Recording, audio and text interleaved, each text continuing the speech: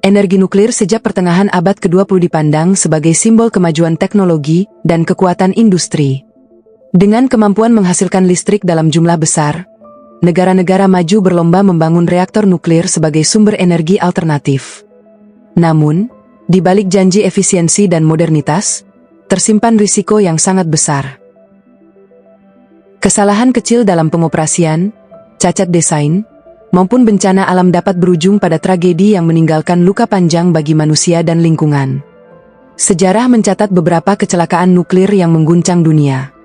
Peristiwa-peristiwa ini tidak hanya menimbulkan korban jiwa dan kerusakan lingkungan, tetapi juga mengubah arah kebijakan energi global. Pada 26 April 1986, dunia menyaksikan salah satu tragedi teknologi terbesar dalam sejarah manusia.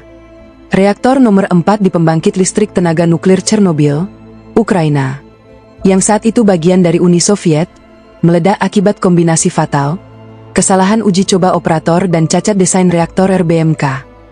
Ledakan tersebut menghancurkan struktur reaktor seberat 2.000 ton dan melepaskan material radioaktif dalam jumlah luar biasa, sekitar 400 kali lebih banyak dibanding bom atom yang dijatuhkan di Hiroshima.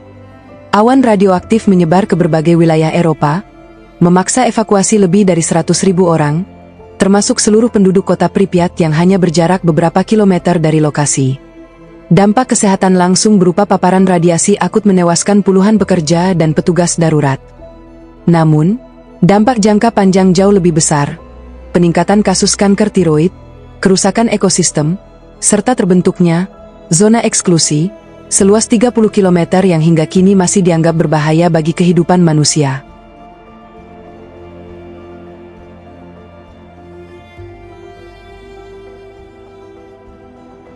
Pada 11 Maret 2011, Jepang diguncang gempa bumi berkekuatan 9,0 skala Richter yang disusul oleh tsunami dahsyat. Gelombang setinggi belasan meter menghantam pesisir timur laut Jepang, termasuk kompleks pembangkit listrik tenaga nuklir Fukushima Daiichi. Sistem pendingin reaktor yang seharusnya menjaga suhu inti gagal berfungsi akibat kerusakan listrik dan generator darurat yang terendam air laut. Tanpa pendinginan, suhu inti reaktor meningkat drastis, memicu peleburan bahan bakar dan pelepasan material radioaktif ke udara serta laut.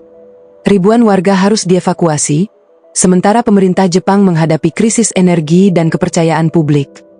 Insiden ini dikategorikan sebagai level 7 dalam International Nuclear Event Scale, setara dengan Chernobyl, menandakan tingkat keparahan yang luar biasa. Dampak Fukushima tidak hanya bersifat lokal.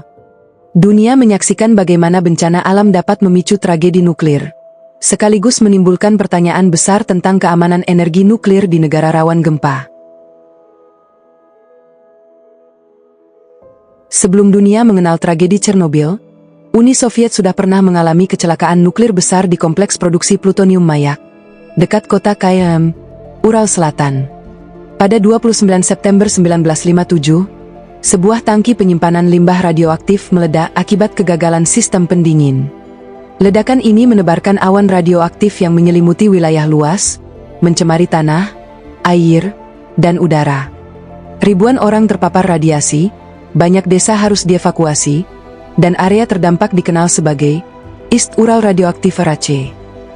Namun, pemerintah Soviet saat itu menutup rapat informasi mengenai insiden ini. Hanya sedikit laporan yang muncul ke publik, sehingga dunia baru mengetahui skala tragedi bertahun-tahun kemudian.